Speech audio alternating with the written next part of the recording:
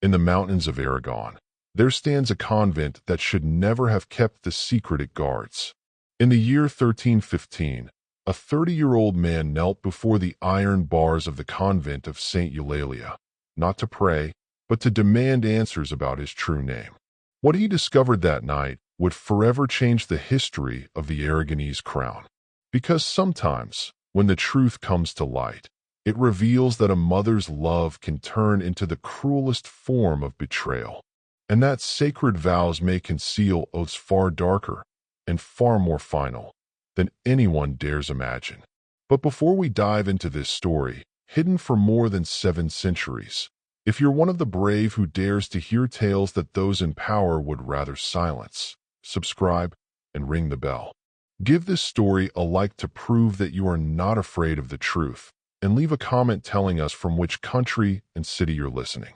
We want to know how many courageous souls are out there, willing to uncover history's darkest secrets. Now, prepare yourself to learn what truly happened in that forgotten convent, lost among the mountains of Aragon. To understand the magnitude of what occurred, we must travel first to the year 1285, when everything began.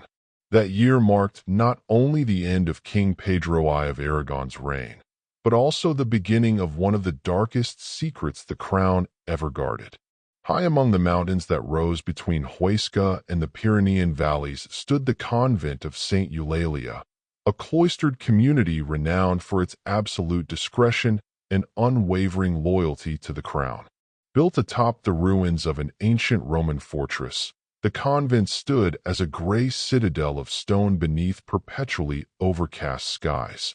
Its walls, 3 meters thick, shielded not only against the cutting winter winds of Aragon, but also against truths that even royal confessors could never be allowed to know. The windows were small and barred, allowing only narrow rays of daylight to pierce the long stone corridors, casting a dim twilight that seemed eerily fitting for what was to come. The abbess of the convent was Sister Beatriz de Moncada, a woman whose family had served the crown of Aragon for generations. Tall, with severe features and eyes so pale they seemed carved from ice, Sister Beatriz had taken her vows not out of pious devotion, but out of a fanatical loyalty to the monarchy's stability. Her hands, always cold to the touch, bore a ring she never removed, a gold seal engraved with the coat of arms of Aragon, a personal gift from King Pedro himself. When he gave it to her, he had said, "Serve the crown until death and beyond." By her side was Sister Catalina de Urgel, the convent's librarian, a small woman with sharp eyes who knew every parchment, every document, every secret hidden in the monastery's archives. She was responsible for recording everything that entered or left the convent, including those special arrivals that came in unmarked carriages and were never listed in any official ledger. The remaining 18 nuns of the convent had been carefully chosen. All came from noble families tied to the royal court. All had proven unquestionable loyalty to the crown, and all had taken an additional oath beyond the traditional vows of chastity, obedience, and poverty, an oath sealed not with holy water, but with blood. At that time, Aragon was facing both internal and external turmoil. King Pedro's death had left the throne to his 20-year-old son, Alfonso I, who still needed to consolidate his power. The nobles questioned his legitimacy, foreign enemies waited for weakness at the borders, and any scandal questioning the purity of the royal bloodline could have shattered the fragile balance of the crown. It was in this atmosphere of political tension that the convent of Saint Eulalia received a mission that would change its purpose forever. From that moment on, its sisters would no longer be only brides of Christ devoted to prayer and contemplation. They would become guardians of the kingdom's most dangerous secret. On the night of October 15th, 1285, an unmarked carriage wound its way along the narrow, mountain paths that led to the convent of Saint Eulalia. It carried no torches that might reveal its presence, and the horses' hooves were wrapped in cloth to muffle every sound. Inside, a royal messenger sat with a precious cargo, one that would forever alter the destiny of the convent. Sister Beatrice was waiting in the main courtyard, accompanied only by Sister Catalina. They had received specific instructions. The meeting must take place in absolute silence, with no witnesses, and no written record was ever to exist of what would happen that night.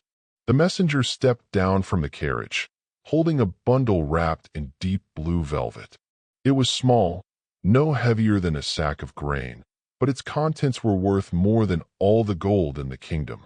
His Majesty, King Alfonso I, entrusts you with the care of this child, murmured the messenger, his voice barely audible above the cold wind that whistled through the convent stones. He is to be raised as a servant of God, educated in writing and prayer, but he must never, under any circumstance, learn his true name or his lineage. The bundle stirred slightly. A soft cry broke the silence, revealing a baby no older than a few months. When Sister Beatrice pulled back the velvet cloth, she froze. The infant's eyes were an intense, luminous blue, the very same shade that had once belonged to the late King Pedro I. Those eyes that had conquered hearts and kingdoms now stared from the face of a child who would never be allowed to claim his birthright. "And if the boy asks about his origins when he grows?" whispered Sister Catalina, her voice trembling. The messenger drew from his cloak a sealed parchment, its wax a deep black, the color reserved for only the most secret of royal decrees. "These are His Majesty's instructions," the messenger said. "The boy must believe he is an orphan, the son of peasants who died in the plague. If he ever suspects the truth, if he ever attempts to leave this convent or take vows that might grant him the right to demand answers." He paused, his expression hardening. "Then you must act as commanded in this document." Sister Beatrice took the parchment with trembling hands. The seal was still warm, as if it had been pressed only moments before. "And the child's name?" she asked softly. "To the world, he will be known as Brother Miguel." His true name, the messenger's eyes darkened.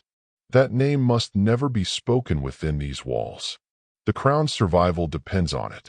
If this secret is ever revealed, the dynasty will fall, and all who know the truth will share the same fate as the secret itself." He placed a heavy pouch of gold on the cold stone steps. "This will sustain your convent for years," he added. "It is the first of many donations, as long as you fulfill your duty. Remember, this is not about money. It is about the survival of the realm and your own." Before leaving, the messenger leaned close to Sister Beatrice and whispered something into her ear, something that made her turn pale as marble. Then, without another word, he mounted the carriage and vanished into the night. The only sound left behind was the muffled rhythm of hooves fading into the darkness and the soft, fragile crying of a child who had just become the kingdom's most valuable prisoner. That night, Sister Beatrice did not sleep. She stayed kneeling in the chapel until dawn, reading and rereading the sealed parchment under the flicker of candlelight. And when the first rays of sunlight broke through the stained glass, she made a vow that would define the next 30 years of her life. She would protect this secret at any cost, no matter how high the price. What she didn't know then was that the price would be far greater than she could ever imagine. The first years of little Miguel's life passed in what seemed like peaceful normality within the quiet rhythm of the convent. He grew strong and healthy, surrounded by the tender care of the sisters, who had woven an elaborate tale about his past.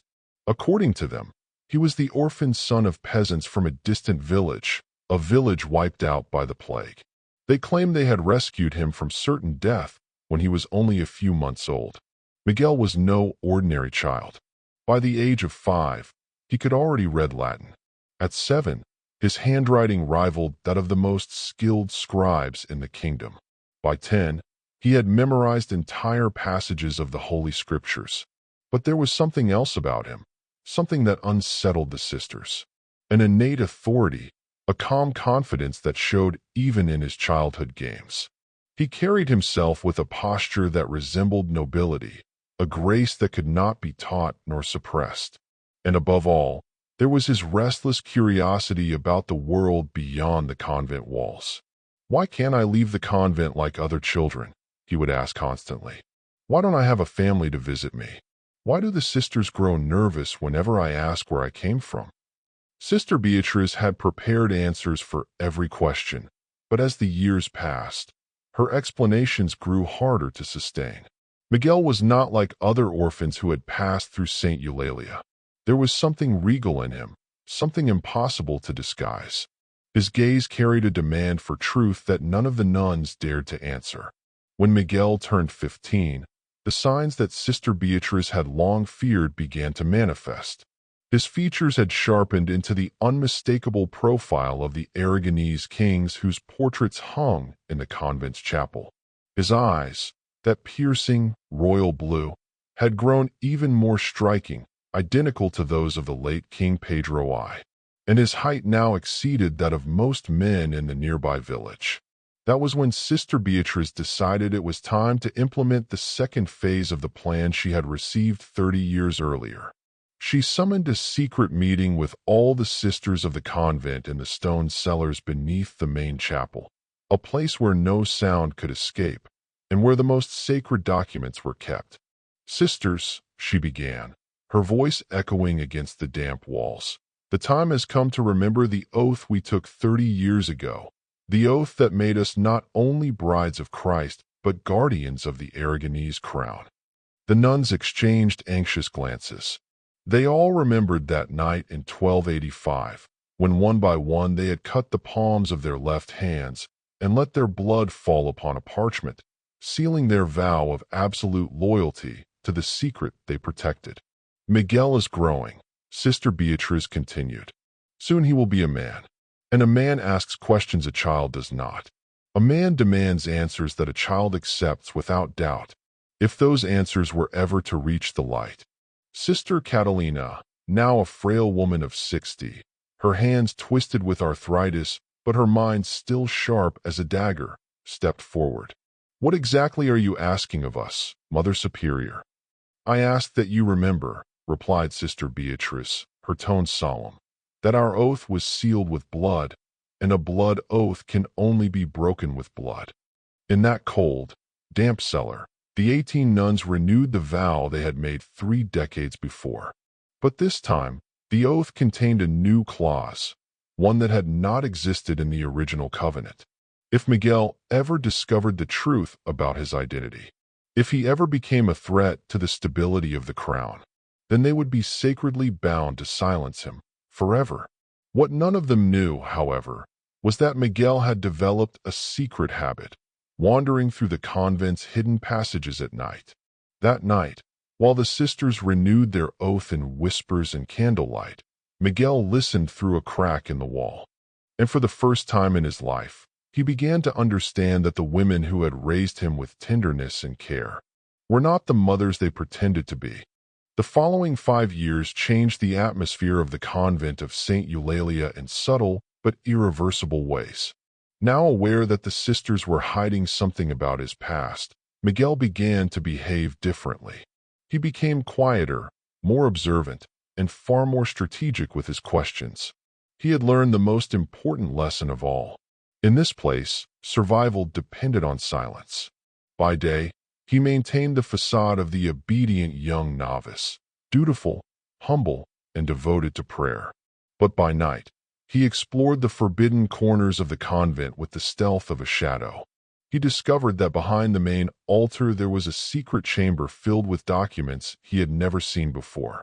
He found narrow tunnels connecting the sisters' dormitories to underground rooms that looked less like places of devotion and more like dungeons. Yet his most chilling discovery came when he found a narrow spiral staircase leading deep beneath the chapel, a descent so tight that only one person could fit through at a time. At the bottom lay a circular chamber, its walls covered in Latin inscriptions that did not resemble Christian prayers at all. They were older, darker, something that belonged to another faith, or perhaps to none at all. In the center stood a stone table, stained with what looked disturbingly like dried blood. Around it were 18 wooden chairs arranged in a perfect circle. Miguel didn't yet know what this place was, but he understood one thing. The Sisters of Saint Eulalia were guarding more than a royal secret. They were guarding something ancient, something that should never have been bound to faith or crown. Then, one night in 1305, when Miguel was 20 years old, he decided it was time to confront Sister Beatriz directly. He had watched her carefully for months. He noticed how her behavior changed whenever he asked about his past, how her hands trembled when she said his name, how her fingers always reached for the gold ring she never removed. That afternoon, he approached her in the library as she was organizing old manuscripts. "Mother Superior," he began softly, "I have been thinking about my vocation." Sister Beatriz froze. Her icy blue eyes lifted from the parchments and locked onto his with an intensity sharp enough to wound. "Your vocation, Miguel?" she asked. "Yes," he said calmly. "I believe God is calling me to take my final vows. I wish to dedicate my life entirely to the service of this community, to the service of God." The effect of his words was immediate. Color drained from her face. She turned pale as parchment. Her hands shook violently, and for a moment, it seemed she might faint. Miguel observed her reaction closely, and in that moment, his suspicions hardened into certainty. There was something about him, about who he truly was, that made it impossible for him to take holy vows. "Miguel," she whispered, her voice barely audible, "the paths of God are mysterious. Perhaps your destiny lies elsewhere." "Elsewhere," he pressed. "This convent is the only home I have ever known. These sisters are the only family I have. Why would my destiny lie somewhere else?" Sister Beatriz suddenly rose, knocking over several manuscripts. "There are things," she said, her tone breaking, "things that a young man like you cannot understand. Decisions made long before your birth. Decisions that shaped the course of entire lives." "Decisions?" Miguel stepped closer. "Like lying to me for 20 years. Like keeping me locked in this place without ever telling me why." The word "locked" echoed through the library like a funeral bell. Sister Beatriz froze, her expression a mix of fear and resignation. In that instant, both of them knew the game of half-truths was over. "How much do you know?" she finally asked. "I know I'm not the orphan of plague victims you claimed I was," said Miguel, his voice now carrying an authority that surprised even himself. "I know I arrived here in an unmarked carriage as a baby. I know the convent receives regular donations from someone very powerful to keep me here. And I know there is a secret room beneath the chapel, where you gather to make oaths that have nothing to do with Christ." Sister Beatriz closed her eyes and sighed deeply. When she opened them again, Miguel saw something in them he had never seen before. Fear. Genuine fear. "Miguel," she said quietly, "there are secrets that can kill those who know them. Truths far more dangerous than the darkest lies. If you insist on uncovering your origin, if you keep asking questions that were never meant to be answered, you will not only endanger your own life, but the lives of every woman who has cared for you." "Is that a threat, Mother Superior?" he asked. "No," she whispered. "It's a warning, the last one you'll ever receive." That night, Miguel could not sleep. Lying awake in his cell, he listened to the sounds of the convent and realized something he should have noticed long ago. His door locked from the outside. What kind of mystery surrounded his birth? And how far would those holy women go to protect the secret they had sworn to guard? The next morning after their confrontation, Miguel awoke to a very different routine. For the first time in 20 years, he was not called to join the morning prayers.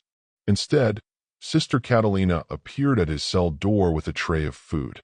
She did not meet his eyes. Her voice was trembling when she spoke. "From this day forward, Brother Miguel, you are to remain in your quarters until further notice." Miguel smiled faintly, though there was no warmth in it. "So I am officially a prisoner now?" he asked. "You are our brother in Christ," Catalina replied, her voice barely steady. "And as such, we must protect you, even from yourself." The door closed, and he heard the lock turn. In the days that followed, Miguel spent long hours at his small window, watching the convent's courtyard below. He noticed visitors arriving at strange hours, always hooded, always entering when the sun had long set. He saw the nuns whispering in small groups, their movements quick, secretive, urgent. And he watched as Sister Beatrice seemed to age a decade in a single week. Her face pale, her eyes hollow, her steps slower, heavier. Then one night, as he lay awake pretending to sleep, Miguel heard footsteps outside his door. But these were not the soft, measured steps of nuns. They were heavier, firmer, a man's boots. He moved silently to the door, pressing his ear to the wood. Muffled voices echoed through the corridor. Sister Beatrice is among them. "It cannot continue this way," said a deep, unfamiliar male voice. "The risk is too great." "We have honored our oath for 30 years, replied Sister Beatrice, her tone low but trembling. "We have kept the secret. We raised him as commanded, but now he knows too much. He has asked too many questions. It's only a matter of time before he connects the pieces." "Then what does your order intend to do?" the man asked. A long, tense silence followed. Miguel held his breath, his heart pounding against the door. Finally, the man spoke again, his voice cold, like steel in the dark. "The oath you took covers all possibilities. If the secret is in danger, if he becomes a threat to the stability of the realm, you already know what must be done." "You're asking us to," began Beatrice. "I'm reminding you of your sacred vow," the man interrupted. "The legitimacy of the Aragonese crown stands above any individual life, even his." Miguel felt the world collapse beneath his feet. For 20 years, he had believed these women were his protectors, his mothers, his family. Now he understood the truth. They were his wardens, and at any moment, they could become his executioners. The footsteps faded down the corridor, leaving only the echo of their doom-laden words behind. Miguel stayed by the door for hours, frozen, as realization turned to resolve. If he was going to die for wanting the truth, then he would at least die knowing it. In the days that followed, he pretended to accept his imprisonment. He smiled at the sisters, thanked them for their food, and even apologized to Sister Beatrice for his disobedience. His performance was perfect, so convincing that, little by little, their vigilance began to ease.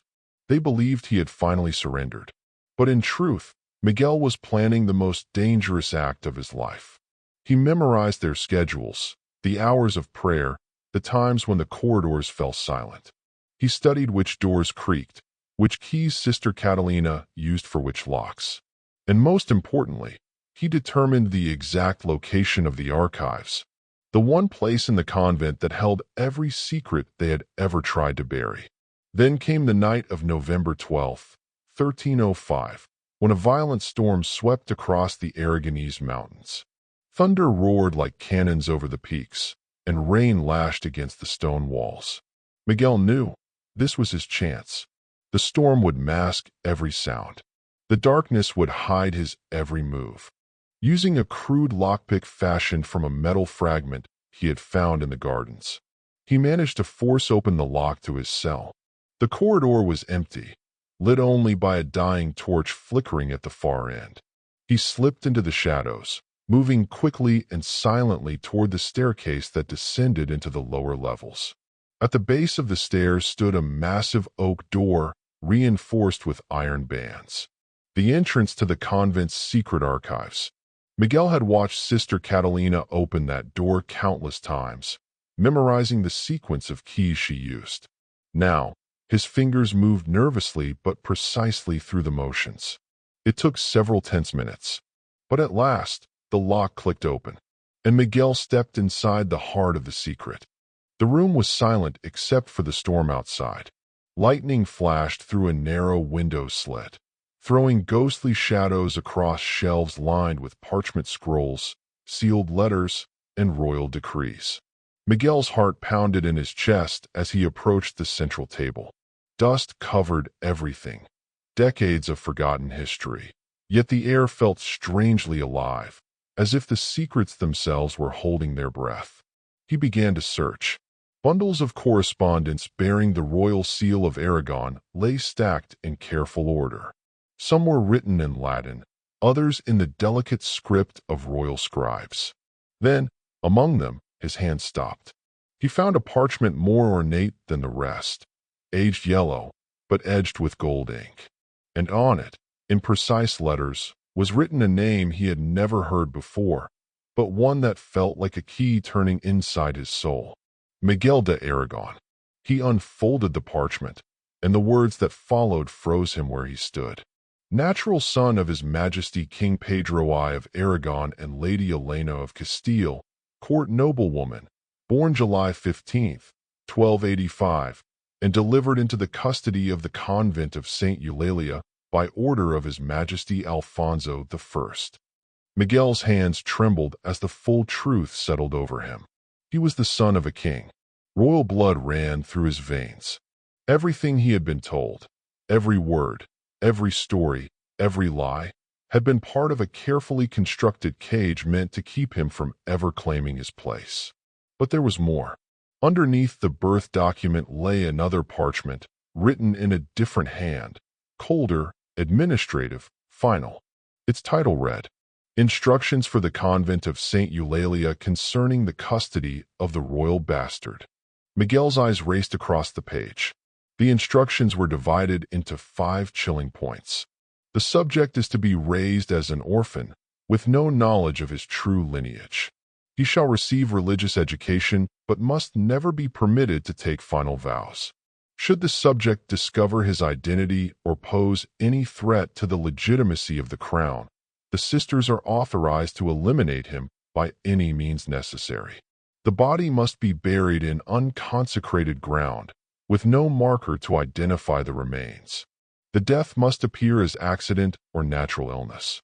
Miguel felt the blood drain from his face. His knees weakened, and he gripped the edge of the table to keep from falling. Not only had he been a prisoner all these years, he had been living under the same roof as his future murderers. The women who had rocked him to sleep, who had taught him to read, who had sung lullabies in Latin over his crib, had also been preparing for the day they would have to kill him. A clap of thunder shook the chamber. Then, footsteps. Someone was coming. Miguel barely had time to hide the most important parchments inside his tunic before the door burst open. Sister Beatrice appeared in the doorway, flanked by 3 other nuns, each holding a torch. The flames cast long, twisted shadows across their faces. "We knew this moment would come," Sister Beatrice said. Her voice was not the soft, maternal tone Miguel remembered. It was sharp, cold, commanding. Your true nature was bound to lead you here, to seek the forbidden answers. Miguel stared at her, his voice low but steady. My true nature, he repeated. You mean my nature as the son of King Pedro I of Aragon? The effect was instant. The other nuns froze, exchanging glances that confirmed everything. There were no more lies left to tell, no more masks to wear. They looked not like caretakers now, but like soldiers, ready to carry out their orders. How long have you known? Asked Sister Catalina, stepping closer. Long enough, Miguel replied, retreating a step. Long enough to know that for 20 years, every word you spoke to me was a lie, that you were ordered to raise me, only to kill me when the time came. We do not plan to kill you, Miguel, said Sister Beatrice, her tone shifting into something almost hypnotic. We plan to protect the realm, to uphold the sacred vow we made before God and the King. Your death would be a necessary consequence. A vow before God, Miguel shouted, his voice echoing against the stone. What kind of God commands the murder of an innocent? Beatrice's eyes hardened. A God who understands that sometimes one life must be sacrificed to preserve the lives of many. A God who knows that the stability of a kingdom is worth more than the blood of a single bastard, no matter how royal his veins. She reached inside her robe and drew a dagger, its hilt engraved with the royal coat of arms of Aragon. Miguel's gaze fell upon it, then back to the faces of the women who had once been his mothers, now transformed into executioners. In that moment, he understood the cruelest truth of all. He had never been meant to live beyond his usefulness. They had raised him, loved him, taught him, only so that one day they could end his life with their own hands. "You never intended to let me live, did you?" he said quietly, his voice shaking. Tears welled in Sister Catalina's eyes. "We loved you, Miguel," she whispered, her voice breaking. "That's what makes this so terrible. We loved you as a son, but we love the kingdom more. And the kingdom demands your eternal silence." Miguel took a slow step backward, clutching the hidden parchments inside his robe. The dagger in Sister Beatrice's hand gleamed in the torchlight, its point steady, deliberate. But then, he spoke, his voice firm and commanding, no longer that of an orphan, but of a king's son. "Before you kill me," he said, "know this. These documents contain the full truth about who I am. And they are not the only copies." The nuns froze. "Before coming here tonight," Miguel continued, "I made duplicates and hid them where they will be found if anything happens to me. If I die, all of Spain will know the story of Miguel de Aragón, the bastard son of King Pedro, murdered by the nuns who swore to protect him." It was a lie, but it was brilliant. And Miguel said it with such calm authority that even the most faithful among them hesitated. For a moment, the only sound was the crackling of torches and the storm raging above. "You're lying," whispered Sister Beatrice, but her voice had lost its certainty. "Are you willing to bet the kingdom on that?" Miguel asked. "Are you willing to risk the fall of the crown on the chance that I'm bluffing?" The silence that followed was heavy, suffocating, like the weight of the convent stones pressing down on them all. The nuns exchanged glances, their expressions torn between duty and doubt. It was Sister Beatrice who finally broke the silence. "What do you want, Miguel?" He straightened, holding the parchments high as though they were shields made of truth. "I want the whole truth," he said. "I want to know why my father abandoned me to you instead of acknowledging me. Why King Alfonso would rather see me dead than alive. And how many other royal bastards have been hidden in this convent and never left it alive." The last question struck like a hammer blow. The sisters' faces drained of color, horror and guilt flickering in their eyes. In that silence, Miguel understood he had been right. He was not the first. "How many?" he demanded, stepping forward. "How many children like me were brought here? How many graves lie behind the chapel?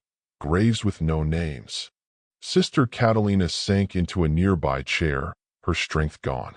Her voice came out as a whisper. "You were the seventh," she murmured. "In 30 years, the seventh child we were ordered to raise and silence." Miguel staggered backward, dizzy. 7. The convent wasn't just a sanctuary. It was a royal graveyard, a silent machine of disappearance. "And the others?" he pressed, though his throat was tight with rage and disbelief. "How did they die?" "Illness," answered Sister Beatrice automatically, her voice mechanical. "Accidents. One fell from the tower. Another died of fever." Miguel's voice cut through her words like a blade. "And another was poisoned. One strangled in his sleep. One pushed down the stairs." Their eyes told him he was right. Every accusation was true. These women were not novices to killing. They were experts, trained by years of practice. "Why have I survived so long?" Miguel asked bitterly, though deep down he already knew. Beatrice met his gaze. "Because you are different," she said at last. "The others were weak, easily manipulated, easily removed. But you have your father's strength, his cunning, his will to survive. We waited for the right moment, but that moment never came. Until now." Miguel realized then that he stood at a crossroads. He could fight and die. He could surrender and die. Or he could do something far more dangerous. He took a deep breath. "I have a proposal," he said. His voice carried the authority of kings, a tone that made even Sister Beatrice lower her dagger slightly. "A proposal that could save us all." "Speak," she said cautiously, though her grip on the blade remained firm. You have fulfilled your oath for 30 years, Miguel said slowly. You have guarded the secret, protected the crown, eliminated threats. But now you face a new problem. I am too visible to simply vanish. Too many people have seen me, the traders who bring supplies, the villagers nearby, the visiting priests. If I die now, there will be questions, investigations, and those investigations will reveal far more than my survival ever could. The sisters listened, captivated. There was logic in his madness, and danger in his reason. So what do you propose? Asked Sister Catalina. Miguel's answer came like a whisper of fate. A false death. The nuns exchanged startled looks. Miguel, the orphan raised in this convent, will die of fever, he explained. He will be buried in the cemetery with witnesses and tears. A proper funeral. A sealed coffin.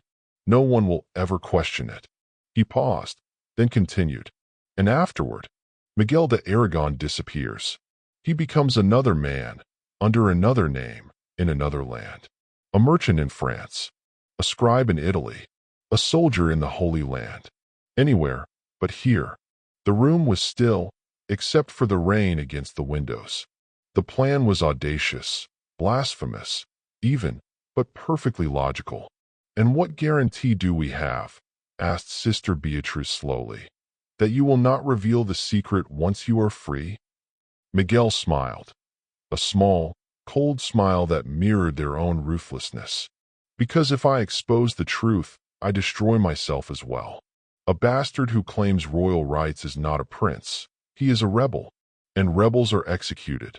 Publicly, legally, and with the church's blessing. It was a flawless argument.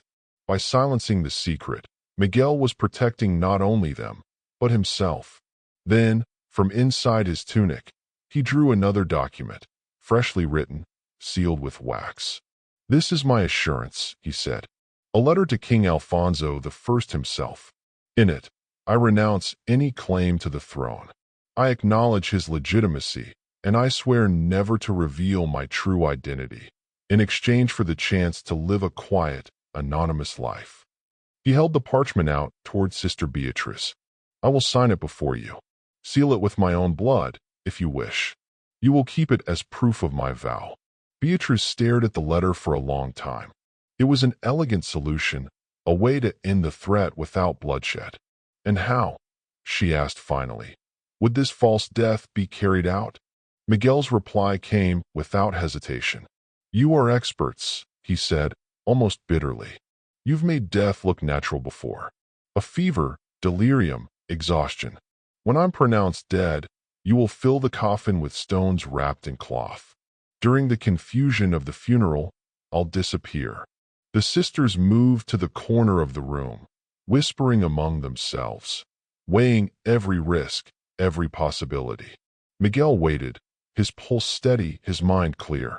He knew this was his only chance, to gamble his life on the mercy of his would-be killers. After several long minutes, Sister Beatrice turned back to him. We accept your proposal, she said, but her tone carried an icy warning. On 3 conditions. First, you are never to return to Aragonese soil. Second, you will never speak your true name or claim your royal blood. Third, if you ever break these terms, we will find you. Miguel nodded without hesitation. Agreed. Beatrice's expression hardened further. And one final condition, she added. Your false death must be so convincing that even we believe it. No acting, no visible deceit. It must be a masterpiece of illusion. Miguel understood what she meant. He would have to entrust his life completely to the same women who had planned to end it. 3 weeks later, during a blinding snowstorm that cut the convent off from the rest of Aragon, the plan was put into motion. The sisters moved with ritual precision, their faces pale beneath the candlelight, their voices whispering psalms that trembled with both devotion and guilt. Sister Catalina, the convent's herbalist and keeper of secrets, prepared a mixture, a potion known only to midwives and apothecaries of the old world. It would slow the heart, chill the body, and bring the breath so low that even a physician would swear death had come. Miguel drank it without hesitation. The taste was bitter, metallic, like swallowing rust. Within minutes, his pulse faded. His breathing became shallow, his skin icy to the touch. To the world, he was dead. Outside, thunder rolled through the mountains. Inside, the sisters wept and prayed. "May his soul rest in peace," whispered Sister Beatrice, her hands trembling as she made the sign of the cross over his motionless body. They prepared everything with the same care they had once reserved for royal funerals.